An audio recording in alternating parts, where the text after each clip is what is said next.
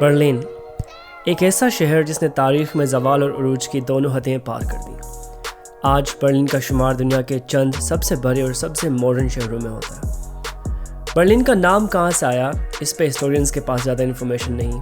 अलबत्ता आज बर्लिन के कई नाम हैं: city of museums, city of beer, city of bridges, city of parks, city of graffiti. Berlin is absolutely incredible.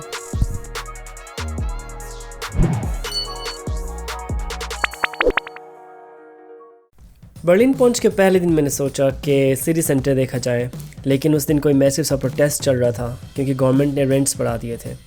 तो सिटी सेंटर में नहीं देख पाया, लेकिन प्रोटेस्ट ज़रूर एंजॉय किया।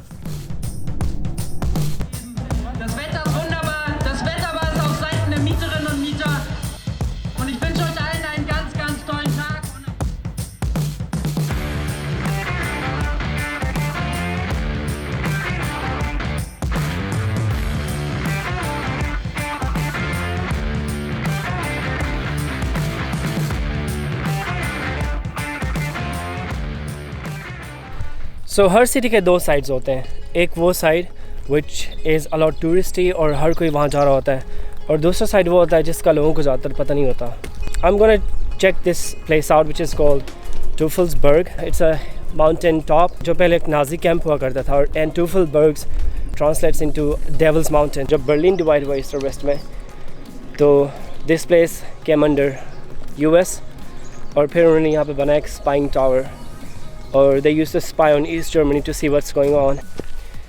And यहाँ के मुझे पता चला कि this property has been bought by a business tycoon now, और अब यहाँ इंटर होने का टिकट है।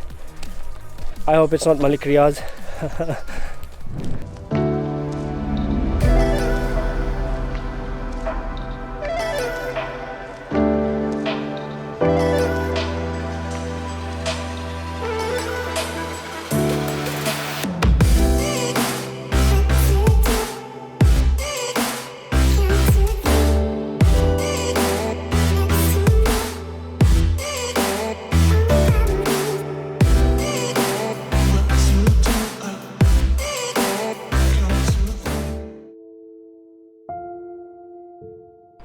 इतने सालों के बाद भी it's hard not to feel this gloomy and sad feel with this place. और यहाँ प्लेटफॉर्म पे हर जगह नंबर लिखा हुआ है कि कितने जूस को they put in concentration camps and send them to die. और ये जगह, I mean this is not a touristy place. यहाँ पे कोई दूर दूर तक किसी का नाम और निशान नहीं है, और of course it's understandable.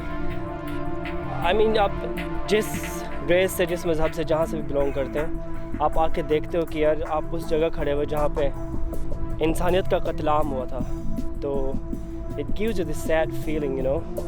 लेकिन it's also a reminder of how gruesome war can be, and I think that's why it's important for them to keep it the way it was, because they have learned from war. These people have learned कि war is never the answer. So जब भी हम बात करते हैं war की या human atrocities की और दुनिया में जो कुछ हुआ, तो it tends to make us sad, you know. और especially in Berlin, after seeing all these war memorials और ये सारी चीज़ें विज़िट करके, करीब से देख के, you start to think that this world is a terrible place. But on the other hand, there is hope as well, and that's where this book comes in, which is traveling in Berlin with me. It's called Factfulness and it's written by Hans Rosling. Hans Rosling एक Swedish scientist हैं जो कि data science के शोबे में एक मशहूर company trend analyser के फाउंडर हैं। फैक्टफुलनेस हमारे वर्ल्ड व्यू को फैक्ट्स के ज़रिए चैलेंज करता है। रोजलिंग का आर्गूमेंट है कि दुनिया के हाल या मुस्तकबिल के बारे में ज़्यादातर लोगों के जो ख्यालात हैं वो एक मुसलसल बढ़ते हुए खौफ का नतीजा है, जिसमें बहुत बड़ा किरदार मीडिया का है। रिसर्च से पता चलता है कि एक बढ़ती हुई मेजॉरिटी को ये लगता है कि दुनिया बद से बदतर होती जा रही है। ये बात सच है कि ग्लोबल वार्मिंग, टेररिज्म, फैशिज्म वाकई में दुनिया के लिए बहुत बड़ा ख़तरा है, लेकिन अगर ओवरऑल ट्रेंड्स देखें तो शायद हमें तस्वीर का दूसरा रुख भी नज़र आए। मसलन हम अगर फैक्चुअल डेटा देखें, legal slavery, HIV, child deaths, war deaths, death penalties, plane crashes, child labour, nuclear arms, hunger, इन ख़तरनाक चीज़ों में मुसलसल कमी नज़र आ रही है। दूसरी तरफ ये भी नज़र आता है कि protected nature, women's rights, science, food, literacy, democracy, girls in school, water, vaccines, इन सब ट्रेंड्स में इतनी इम्प्रूवमेंट पूरे इंसानी तारीख में कभी भी नहीं देखी गई। किताब के बाकी हिस्से में रोजलिन उन फैक्टर्स या इंस्टिंक्ट्स की बात करता है जिनकी वजह से हमारा वर्ल्ड व्यू सफ़र करता है। मसलन गैप इंस्टिंक्ट, दुनिया को ईस्ट और वेस्ट में बटा हुआ देखना, या फिर नेगेटिविटी इंस्टिंक्ट के ज़्यादातर फोकस आप किसी भी चीज़ के नेगेटिव एस्पेक्ट पर रखते हैं। फियर बायस या फियर इंस्टिंक्ट, इर्द गिर्द के मामूली से ख़तरात को ओवर एस्टिमेट करके एक हमेशा एंग्जाइटी के आलम में रहना। और फिर आखिर में जो मुझे सबसे इंटरेस्टिंग लगा, द सिंगल पर्सपेक्टिव इंस्टिंक्ट, यानी चीज़ों की कॉम्प्लेक्सिटी को बिल्कुल नज़रअंदाज करके सिर्फ एक ही लेंस से सोचना। ये सारे फैक्टर्स आजकल के दौर में मज़ीद रेलेवेंट हो जाते हैं क्योंकि आजकल इंटरनेट आपको सिर्फ वही चीज़ें दिखाता है जिनमें आप इंटरेस्ट शो करते हैं। अगर आपने गूगल पे वॉर सर्च किया तो आपका पूरा सोशल मीडिया और आपका पूरा सर्च एल्गोरिथम कई दिन तक आपको वॉर से रिलेटेड चीज़ें दिखाएगा और आपको लगेगा कि दुनिया में बस जंग छिड़ने वाली है। इसीलिए ये बहुत लाजमी है कि हम किसी भी ऐसे इंस्टिंक्ट का शिकार होने से बचे रहें और एक ओपन माइंड के साथ दुनिया के हालात का जायज़ा लें। In short, this book literally changed the way I thought about the world, and I highly recommended you pick it up. So I couldn't see the city center because of the protest, लेकिन अब मैं जा रहा हूँ memory wall देखने जो कि Berlin के ईस्ट में है। So right behind me is the wall which used to divide Germany into two, east and west.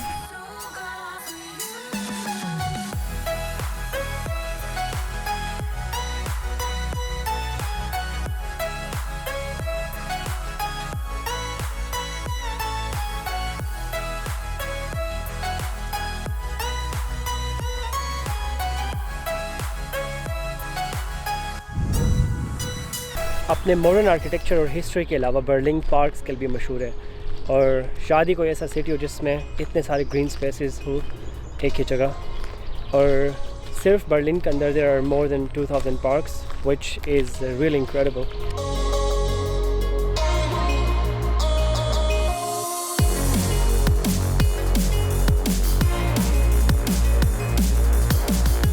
सो मेरे फ़ोन की बैटरी ख़त्म हो चुकी है and I've been walking randomly in the park without any navigation.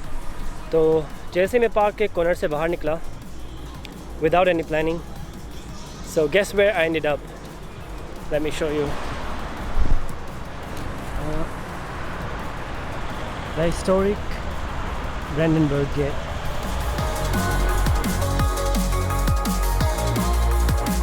ब्रेंडनबर्ग Gate 18th century में बनाया गया और न सिर्फ जर्मनी बल्कि पूरे यूरोप का एक हिस्टोरिकल मॉन्यूमेंट माना जाता है।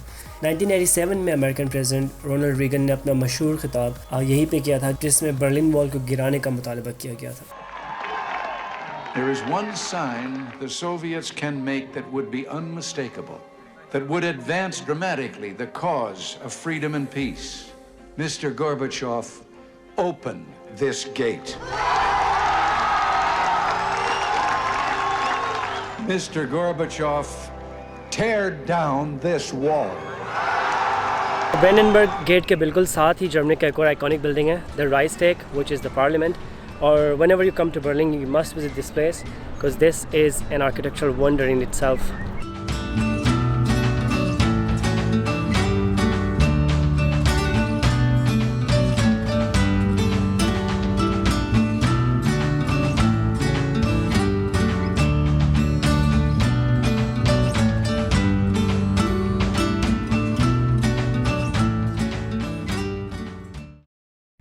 इस वक्त मेरा काफ़ी सांस चढ़ा हुआ है and the reason is I was outside this cafe और मैं अपना वॉलेट भूल गया वहाँ पे।